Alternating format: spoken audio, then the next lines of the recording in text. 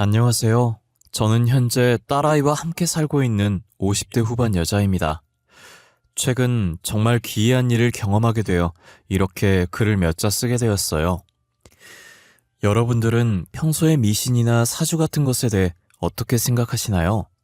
저는 매년 1월 1일이면 신년 운세를 보러 가는 게 필수인 만큼 사주에 맹신했었어요. 아마 지금 제 사연을 듣는 분들 중에서도 저처럼 매년 사주를 보러 다니는 사람들이 분명히 있을 거라고 생각해요. 어느 정도 맹신을 하냐에 따라 다르겠지만 저는 무당이 하는 말은 무조건 지키려고 해요. 물론 그런 저의 모습을 저희 딸은 이해를 해주지 않지만요. 엄마, 또 신년 운세 보러 가? 엄마도 대단하다. 어떻게 1월 1일만 되면 운세를 보러 가지? 한 해 정도는 빠질 법도 한데 말이야. 도대체 사주에 갖다 바치는 돈이 얼마야? 조용히 해, 이 기집애야. 너도 매사에 조심하라고.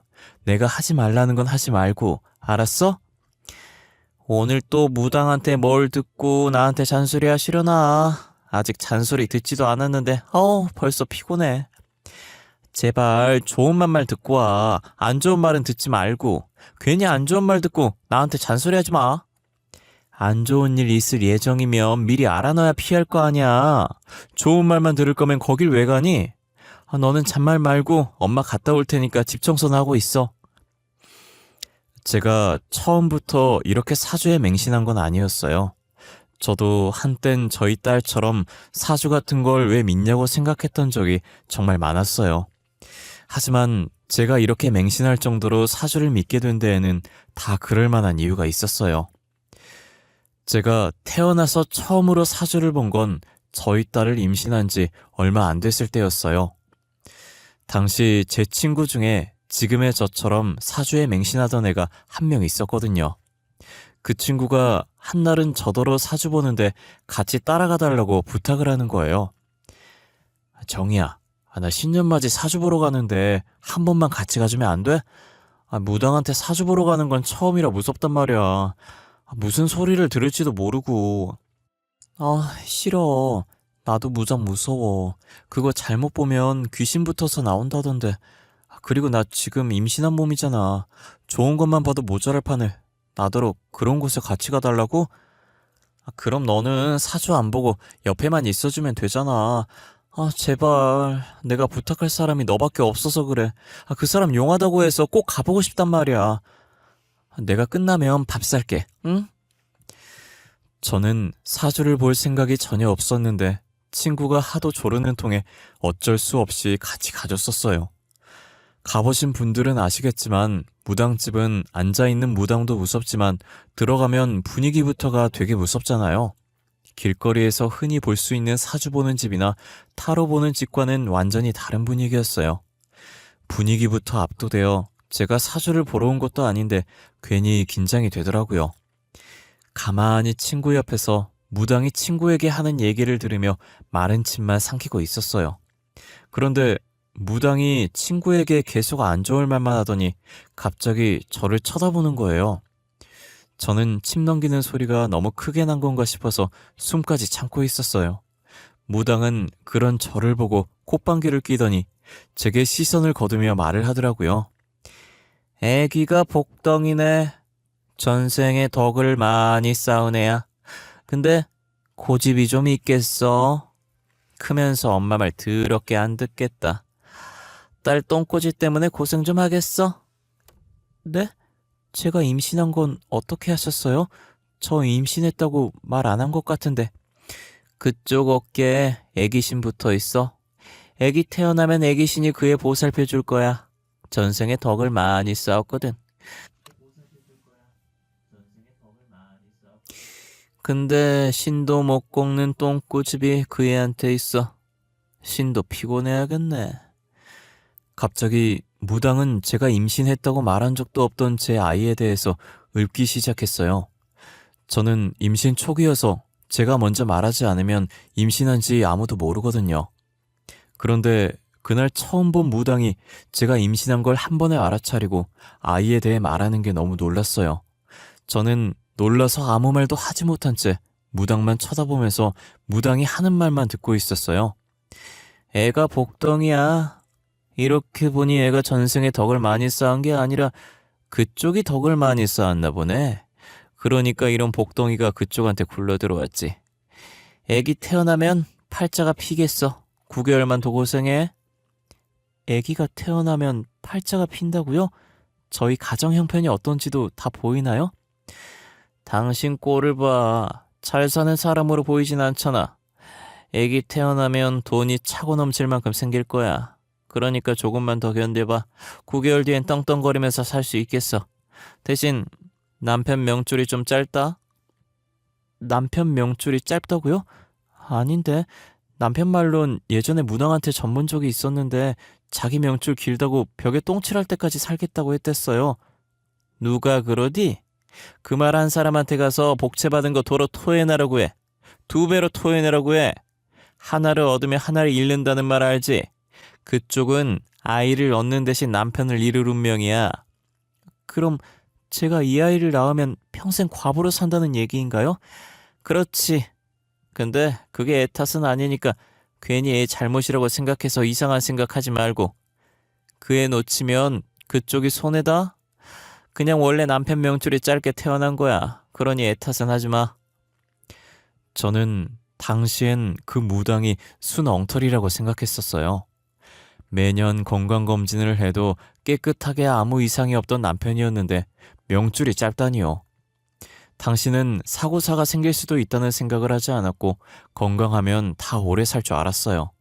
그래서 무당의 말을 믿고 싶지 않았고 믿을 가치도 없다고 생각했어요. 저는 자기 인생은 자기가 개척해 나가는 거라고 저 나름대로의 철학이 있었거든요. 그런데 남편의 명줄이 짧다는 말에 너무 기분이 나빠서 여기 순 엉터리라면서 친구한테 가자고 팔을 잡아 당기면서 나왔어요. 그 무당이 제가 임신한 것도 맞추고 가정 형편이 어렵다는 것도 맞춘 게 더 기분이 나빴어요. 혹여나 저희 남편의 명줄이 짧다는 말도 사실일까 봐요. 그때 저희가 결혼식도 못했을 정도로 가정 형편이 어려웠었는데요. 형편이 나아지면 결혼식을 올리려고 혼인신고만 하고 살았었어요. 저희 두 사람도 겨우 먹고 살 만큼 찢어지게 가난했었거든요. 그런데 무당 말처럼 저희 딸이 태어나자마자 남편의 사업이 대박난 거예요. 여보, 우리 이제 고생 끝났어. 더 이상 이런 집 안 살아도 돼. 추운 곳에서 안 떨어도 된다고. 우리도 이제 집이 생기는 거야. 그게 무슨 말이야? 우리가 집이 생기다니. 내가 알아듣게 쉽게 말해봐봐. 내가 당신 몰래 부모님 사망보험금으로 사업을 하나 시작했는데 그게 대박이 났어. 지금 여기저기서 투자하겠다고 난리도 아니야. 이제 이 단칸방 생활도 오늘부로 끝이라고. 남편은 저 몰래 시부모님 사망보험금 넣어둔 통장을 가지고 가 사업을 하고 있었고 저희 딸이 태어난 지 이틀 후 거짓말같이 사업이 대박난 거예요. 저는 엄청 기뻐하다가 갑자기 그 무당이 생각이 나서 사색이 되었어요. 그렇다는 것은 정말 저희 남편의 명줄이 짧을 수도 있다는 것이잖아요. 저는 이게 우연의 일치인지 진짜 무당의 말대로 된 것인지 확인하고 싶어서 다시 찾아간 적이 있었어요. 이번엔 남편이랑 같이 갔었는데 저를 보자마자 다시 올 줄 알았다는 듯 기분 나쁘게 살짝 웃더라고요. 얼굴이 저번보다 많이 좋아졌네. 그때는 나한테 순 엉터리라고 하더니 왜 다시 찾아왔대? 그나저나 애기는 같이 안 왔어? 덕 많이 쌓은 용안 한번 보려고 했는데. 오늘은 딸 말고 저희 남편이요. 저번에 그러셨잖아요. 저희 남편 명줄 짧다고. 그거 진짜예요? 얼마나 짧은 건데요? 명줄 길게 할 수 있는 방법은 없는 거예요? 뭐야? 내 명줄 짧다고 그랬어? 아닌데. 재작년에 다른 무당한테 가서 점 봤을 땐 분명히 나한테 명줄 길다고 그랬는데.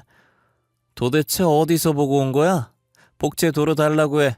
2배로. 아니다. 2배도 적다. 3배로.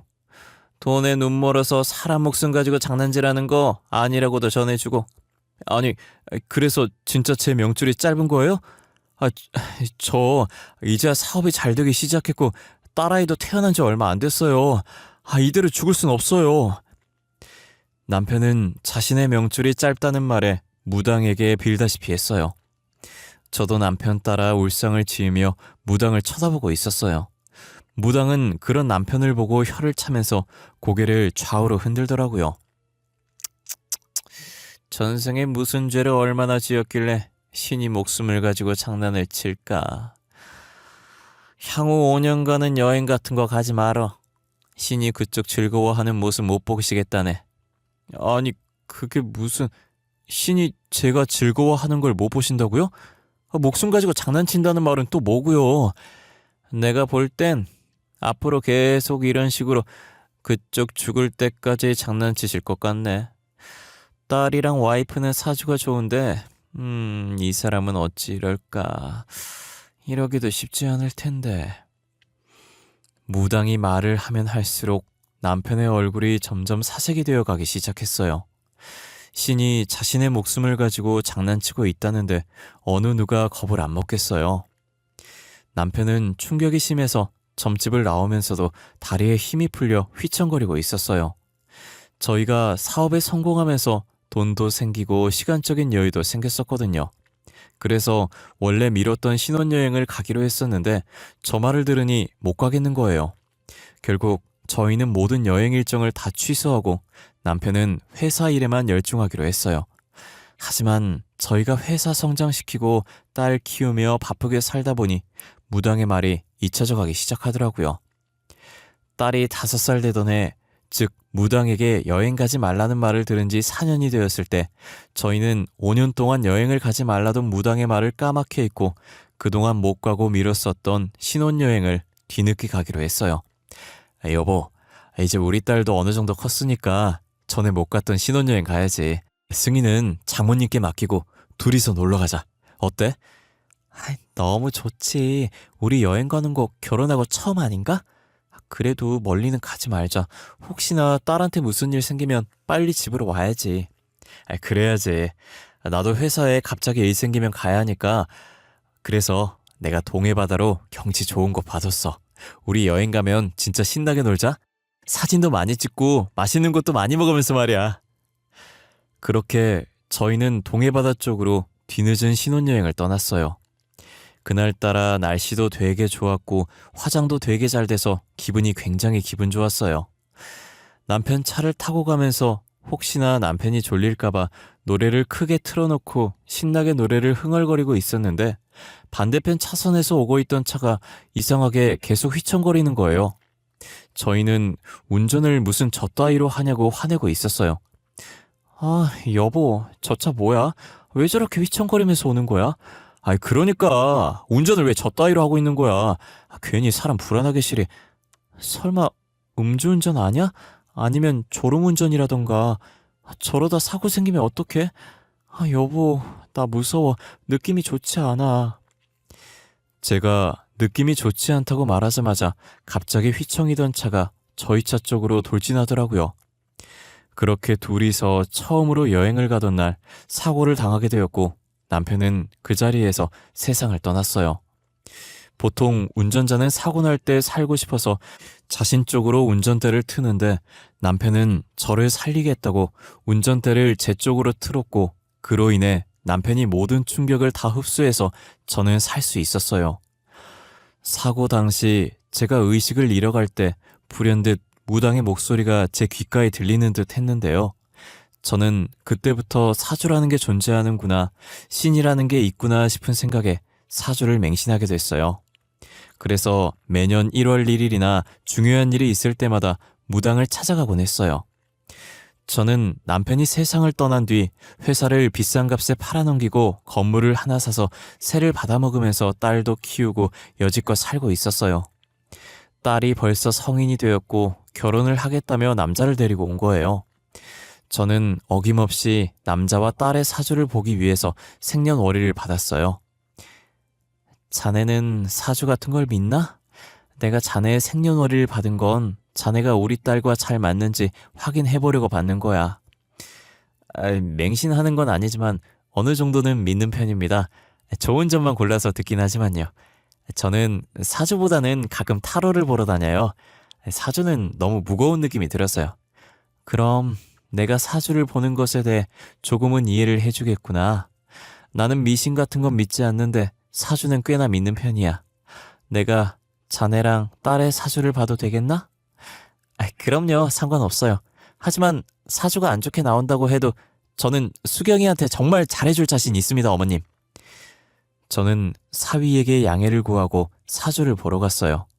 딸은 예전에 저처럼 사주, 미신 이런 걸 잘 믿지 않는 편이어서 왜 그런 걸 물어보냐고 쪽팔린다면서 툴툴거렸어요. 쪽팔리게 뭐 하는 거야? 오빠한테 왜 그런 걸 물어보고 그래? 그리고 엄마는 사주 좀 그만 봐. 사주대로 될 거면 사람들 다 사주 보러 다니겠다. 너는 아무것도 모르면 가만히 있어. 엄마가 이런 거 보는 데에는 다 이유가 있는 거야. 예전에 제가 갔었던 무당은 어디로 갔는지 사고 이후 다시 찾아갔을 때 소리 소문도 없이 다른 곳으로 가고 없었어요. 그래서 친구의 추천으로 최근에 신내림을 받아 신발이 좋다는 애기 선녀를 찾아가 봤는데요. 애기 선녀라는 이름처럼 무당이 저희 딸 또래밖에 안 되어 보일 정도로 어려 보이더라고요. 그런데 저를 보는 눈빛이 예사롭지 않아서 저도 모르게 눈을 피해버렸어요. 저는 조심스럽게 저희 딸과 예비 사위의 생년월일을 적어서 내밀었어요. 애기 선녀는 말없이 사주를 가만히 보더니 대뜸 안 된다고 하시더라고요.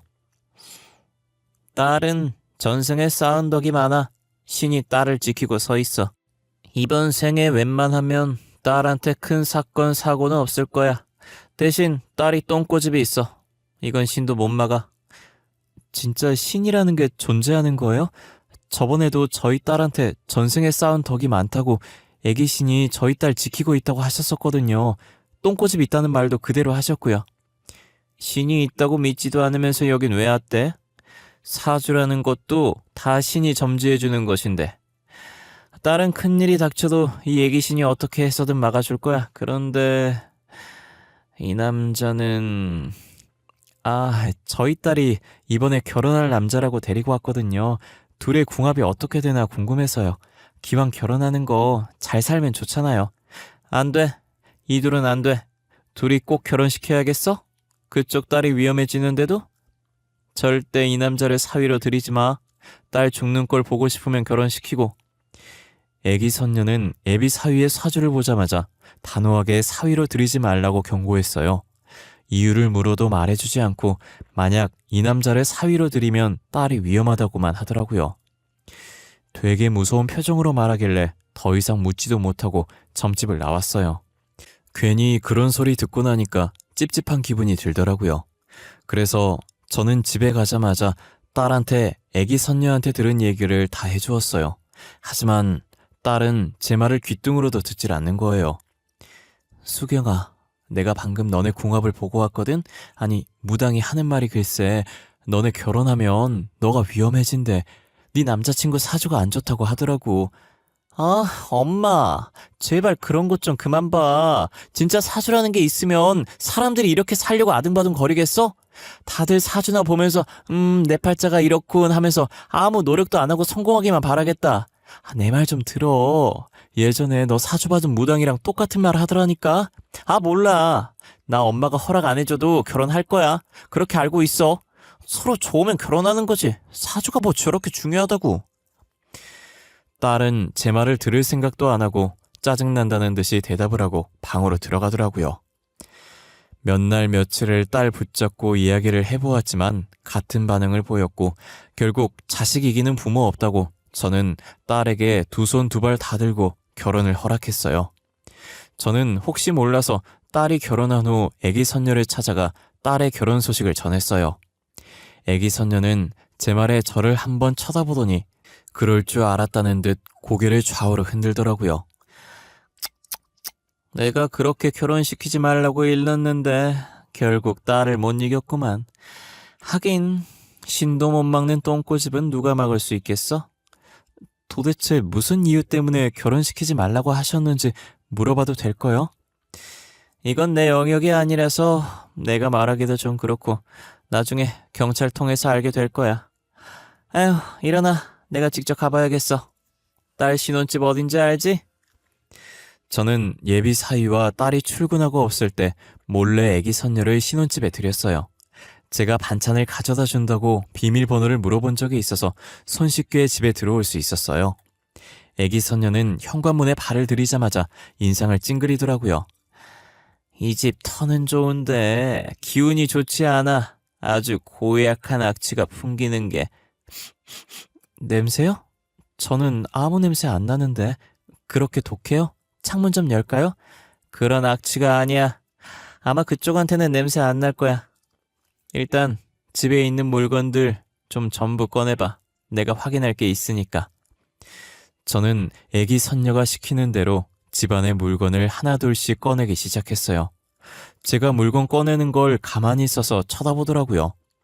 그런데 자신이 찾는 물건이 없는지 집안을 대충 눈으로 훑어보다가 갑자기 안방으로 들어가는 거예요. 순식간에 안방으로 들어가 버려서 저도 물건 꺼내는 걸 멈추고 뒤따라 안방으로 들어갔어요. 그러더니 안방에 딸린 옷방에 들어가서는 걸려있던 옷들을 막 뒤지기 시작하더라고요.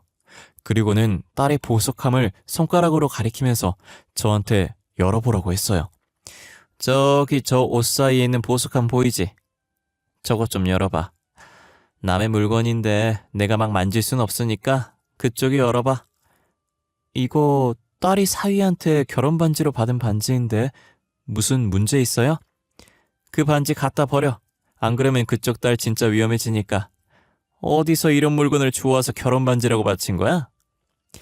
애기 선녀는 딸의 결혼 반지를 보자마자 단칼에 버리라고 했고 저는 알겠다고 하고 반지를 애기 선녀에게 맡겼어요. 애기 선녀는 제가 건넨 결혼 반지를 보더니 혀를 차면서 신혼집을 나갔어요. 저는 혹시나 딸이 결혼 반지를 찾을까봐 미리 알려줬어요.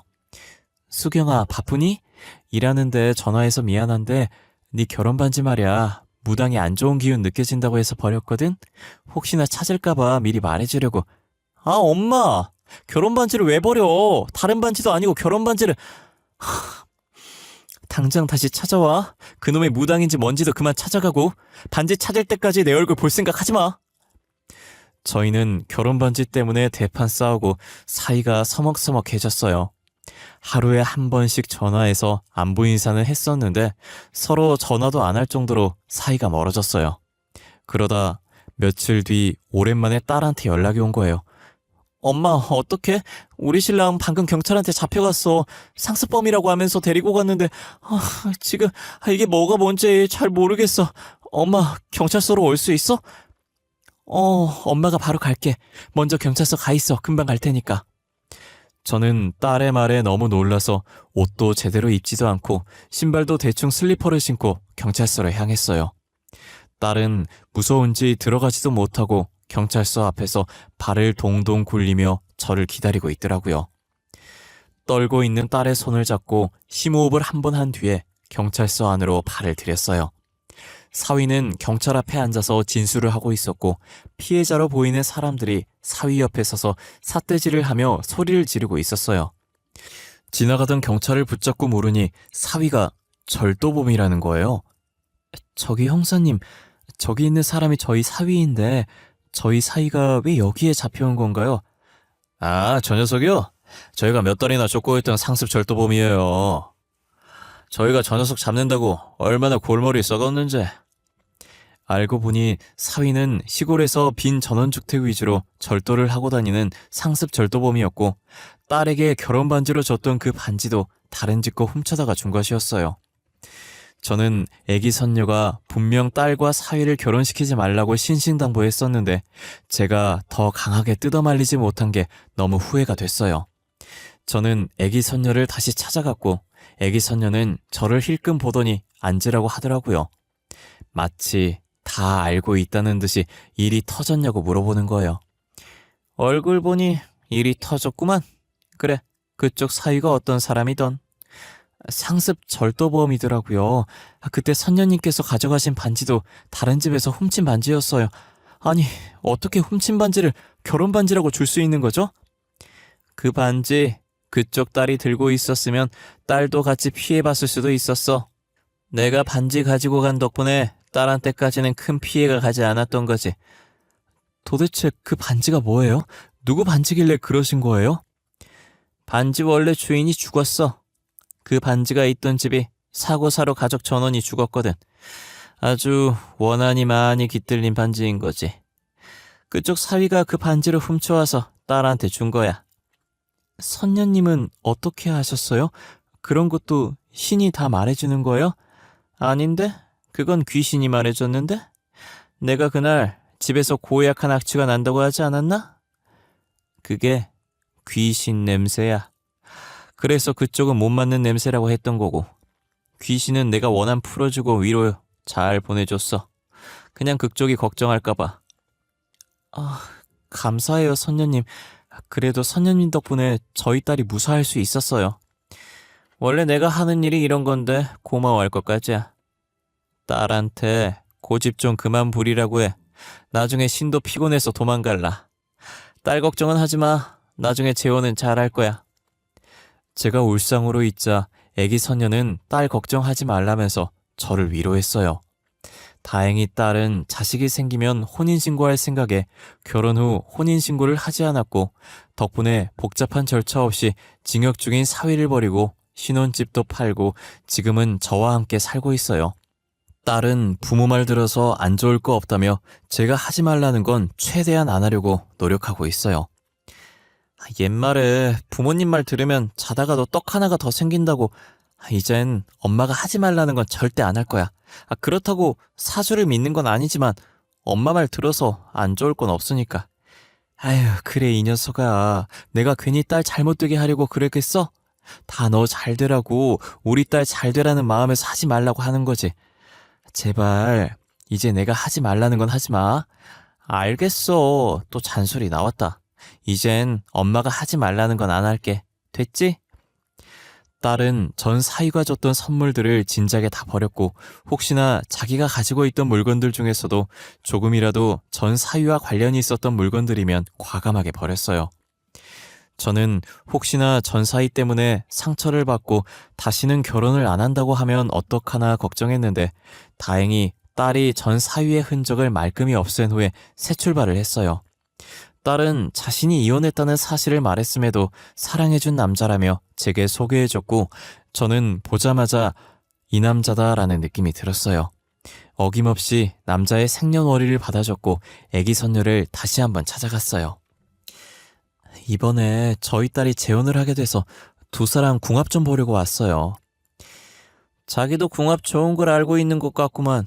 굳이 왜 나를 찾아왔어? 어떻게 알았어요?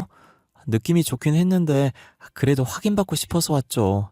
두 사람 궁합이 그렇게 좋은가요? 뭐 조심해야 할 건 따로 없고요. 굳이 자세히 안 봐도 천생연분이네. 신이 붉은 실로 이어준 짝이야. 딸이 처음엔 실패했어도 두 번째는 남자 제대로 잘 데리고 왔네. 천생연분이라는 애기 선녀의 말에 저는 신이 나서 애기 선녀의 손을 잡고 진짜냐며 소리를 질렀어요. 애기 선녀는 제 반응을 보고 그렇게 좋냐면서 혀를 차더라고요. 저는 이제 죽어도 여한이 없다고 진짜 감사하다면서 점집을 나왔어요. 딸은 또 점집 갔다 왔다고 툴툴거렸지만 천생연분이라는 말에 내심 좋았는지 한동안 올라간 입꼬리를 내리질 못하더라고요. 그렇게 무당 말을 믿고 저희는 상견례를 했고 현재는 딸의 결혼식 날만 기다리고 있어요. 다행히 딸의 시부모 될 분들도 다 좋은 분이라 철부지 저희 딸을 믿고 맡길 수 있겠더라고요. 그리고 딸한테 저보다 더 잘해주면 잘해줬지 못해주지 않을 분들 같았어요. 제가 보이지 않을 때도 딸이 충분히 사랑받는 것 같아 보였거든요. 딸은 집에 오면 예비 시부모님이랑 남자친구 얘기밖에 하지 않아요. 특히 시어머니 될 사람이 딸을 굉장히 이뻐하는 것 같더라고요. 홀어머니 밑에서 이렇게 훌륭하게 커져서 고맙다고, 저한테도 그동안 혼자서 키우느라 수고 많으셨다고 전해달라고 했다더라고요. 상견례 때도 느꼈었지만 예비사위 집안은 사람 됨됨이가 된 집안 같았어요. 부모를 보면 아들이 어떤지 알 수 있다고 저는 더 이상 딸의 걱정을 하지 않으려고 해요. 지금까지 제 이야기 들어주셔서 감사합니다.